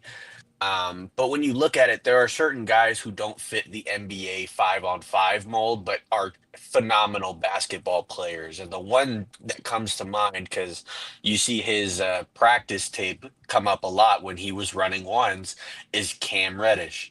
I think Cam Reddish would excel in a league like this. And that's he's not the only guy. There are a bunch of hoopers from the past couple of years that I think could. Bones Highland could go in here, and I want to he see would be Mac. I want to see Mac crazy. McClung. Mac McClung could come in here. A New York Knicks guy. I hope that Jamal remembers him. Alonzo Trier would come into this league. Oh my God! I seen him at the Arizona festival. What's the that we have all the rides and all that stuff. He was with like 9 people, all type of jewelry. I'm like, what you doing out here? You ain't even in the NBA right now. But like those are some of those guys that could get another opportunity to show what they're capable of in the big three, and potentially get some teams, either whether it's in Europe, overseas, or even NBA teams, to give them a look. Absolutely. I think that it's a good thing for the league if a lot of these younger guys realize that and go show that they can hoop. Another name, D'Lo, and I'm glad you brought a few of those names up. Yeah, another name that I kind of thought about that might be Alonzo G. Mhm. I don't know how much of Alonzo G you guys remember, but Alonzo G had a bag. There's some other guys that are banned from the NBA. I think OJ Mayo would be good in the big I three. you know what? I think he played last season. Mm-hmm. It is okay. I think Lou OJ Will. Mayo played in the big three. I wish Lou Will. Lou Will. Yeah. Yeah. Uh, as much as I would love to see Jamal Crawford, he's got his own league that he runs. Isaiah Thomas. Isaiah Thomas. Yeah. I'm pretty sure. Hold on, let me just double There's a check. bunch of guys that I think could go into the big three and make it popular. Yeah, no, and it's enticing for these guys, man. They seen how it's going and how these guys are kind of playing basketball at with the freedom, with the freedom that they have, and it's 3-on-3. You don't have to run up and down the court. It's 3-on-3 half court. So Hey, I know I there's think a that'd be big good. man who just got his contract terminated, who could use a look. Who, Hey, Jonte Boogie Porter? Cousins. Oh, Boogie Cousins, go over to the big three. Hey, he needs to too. He's permanently yeah. banned from the NBA. He needs. Oh yeah. Boogie's a fashion certified. Yeah, so there will definitely be, especially throughout the season and the off season, of course, in the NBA, as well as the NFL. We'll definitely be talking about a little bit more big three, as well as the W. My Mercury got a W last night against the Vegas Aces. Now, whatever. I know they didn't have Aja, but Big dub. big dubs in the chat. Say 2 was amazing. Kalia Copper made her return yesterday, which was really nice. Minutes restriction, so the stat line didn't look amazing, but she's back. So that's the good news. So a lot of W talk, a lot of big three talk. You know what? Let's close out with we'll talk for a few minutes. Tone, you had brought it up today. Stephen A. Smith this morning. I wasn't able to get this sound, but he had said, you know what, let me bring up exactly what he said. He said some stupid. Goodness gracious. He said some out of pocket stuff. He said, okay, I got it. I don't need to look it up. He said Giannis, if he were to only win one championship, would be I forgot the word that he used. Underachiever. Underachiever. Thank you, D-Lo. Giannis would be underachieving if he were to win only one championship. Tony, your favorite player never won a championship. Now, this is not a shot, but your favorite player never won a championship, and I don't believe he was one of the greatest. He is one of the greatest players of all time. I don't think he underachieved anything. So Tone, you kind of brought this to our attention. What was your reaction when you saw Stephen A. had said this? It's interesting because I understand his position, Stephen A. He has to create content. He has to, attract people to whatever platform he has so that he can get viewership. But at the same time, I think he has a responsibility to almost even the playing field, because what happens is the perspective of people change when someone who has that type of platform says something as drastic as he said. And it's outlandish because there's so many other basketball players, like you just said, who don't have the accomplishments that Giannis has. So what are you saying about those players? And I think that's why there has to be a conversation amongst old and young, kind of like the barbershop thing that LeBron does. But we have to almost have a voting pool to see who we want to be in the room to kind of speak for the public. And then have a maybe a week conversation over a week span, because people got to go home and then come back and have an argument, because there's no proof as to why Michael Jordan is the greatest of all time. It's all Opinion. Mm-hmm. But we use the 6 for 6 kind of as the actual the goal mark. And so you can't tell me that anyone who doesn't go 6 for 6 or win multiple championships is a loser. But that's essentially the conversation that the media has created. Giannis is one of the greatest players that I've ever seen play the game. He's one of the greatest players of this generation. He's accomplished far more than so many other basketball players within this generation. You're not going to tell me that Luka Doncic isn't an elite basketball player. I don't know when Luka wins a championship. If Luka doesn't win the championship, it doesn't mean Luka's not an elite basketball player. It just means that he doesn't have the same team accolades that some others do. And so I think that, in the words of Birdman, he got to put some respect on that man's name, dog. Come on, Stephen A. It's disappointing what the national media is kind of turned the game into. It's insane. D'Lo, when you look at these comments and when you hear these comments made by Stephen A, what'd you think? What was your reaction? I kind of want to piggyback on what Tone said.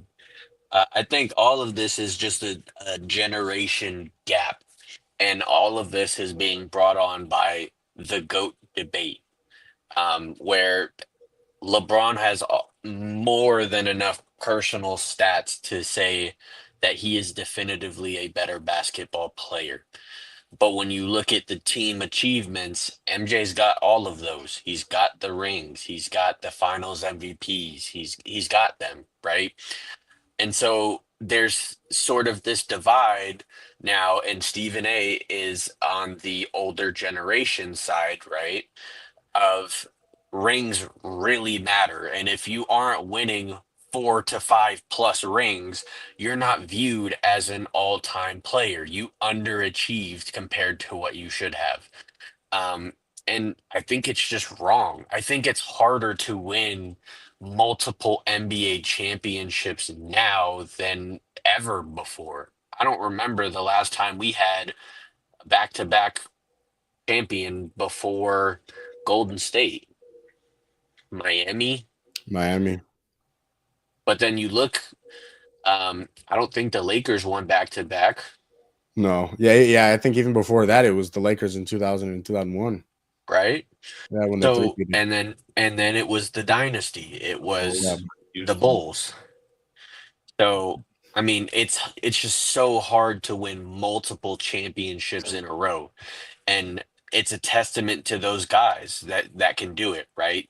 That's why those players are considered the greatest players ever. But just because you don't win multiple championships, let alone multiple championships in a row, that doesn't make you an awful player. It just means that you didn't have a team that was good enough to win. I don't think that lies on an individual person. However, there are some series where there are players that are superstars that have underperformed comparatively to what they should have. Giannis is not one of those players. You look at Giannis in this first round, he averaged damn near a 30-point triple-double, and they lost in 5 games. Man had 50 on the out game. What else is he supposed he to do? He wouldn't even talk about that series. So there you go. He was talking about this year. My bad. See, there you go. So, you interrupted me. But it's like, what is he supposed to do? What more does Giannis have to do to carry a weak Bucks front office that can't get him help? Yeah. At the end of the day, that's what it is. And so I don't think that that's a testament to Giannis underachieving. I just think that's a testament to other front offices are building greater rosters, and those rosters are outperforming those superstars. That's what it is at the end of the day. You look at the two that are in the finals now. The rosters are insane. The bench depth between both OKC and Indiana has let them get here. Yeah. And so I think it's just a different way. It's not just the best player in the world will win the championship every year. It's just not how it works in the NBA anymore. No, yeah, I think, in the words of Stephen A, I think that what he said was is absolutely blasphemous. He, when Giannis already, right now, is a Hall of Famer. First ballot. Not even close. Not even a discussion. And to say that guy will underachieve if he never wins another championship is, it's borderline disrespectful. It's Jay Williams used the word asinine today. The game has just become the analyzation of the game, I think, has gone downhill ridiculously. I think it's, you guys have mentioned, the team awards, the championship, but when you look at guys like Charles Barkley and Allen Iverson and Carmelo Anthony and all these guys, they never won a ring. Are we saying they underachieved? Did they underachieve in their career? Absolutely not. So, yeah, I don't know. The analyzation of basketball has gotten, it almost feels like, I think Stephen A has to be careful. Yeah, because he likes to tiptoe a very, very thin line sometimes. Well, he's got a lot of people that follow his lead as well, and like you said, you're transforming the conversation around the sport with bad takes like this. Yeah, it's ugly. The other thing is that Giannis I think he was drafted 14th or 15th in the draft that he was drafted. There were 14 other players that were drafted before Giannis, and he is a multi-MVP winner, and he has a championship, and he is still a top 3 player in the world. And we're saying that he is underachieving because he's not winning a ring. And his Robin was hurt in the playoffs. Like, what the? Didn't have any help. Yeah. He came back for one game, and then he tore his Achilles. You need now 5 players are on the court, but you need 8, 9 players to win a championship. There was one wearing a Gary Trent Jr.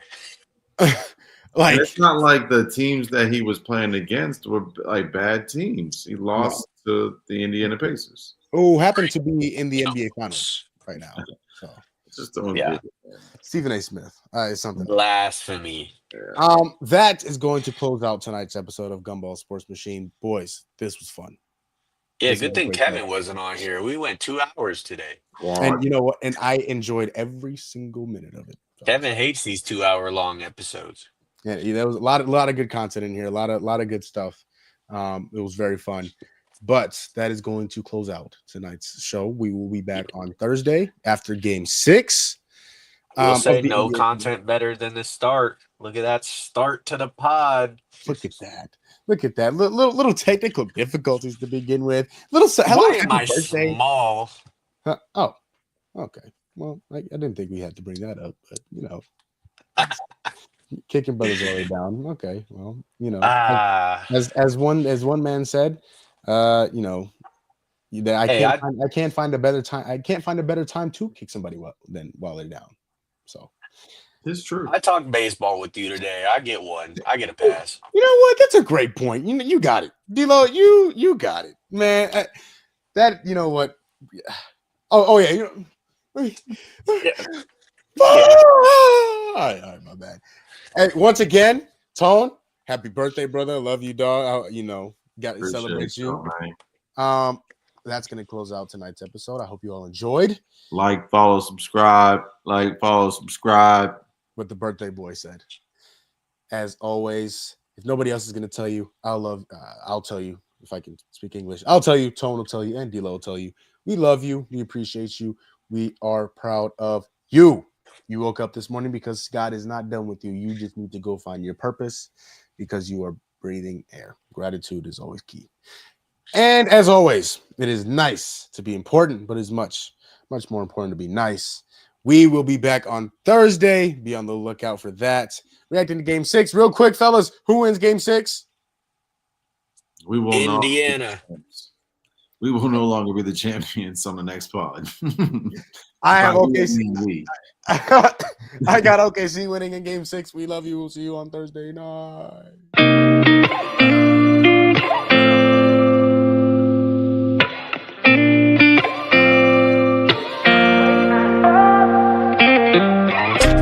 Gotta find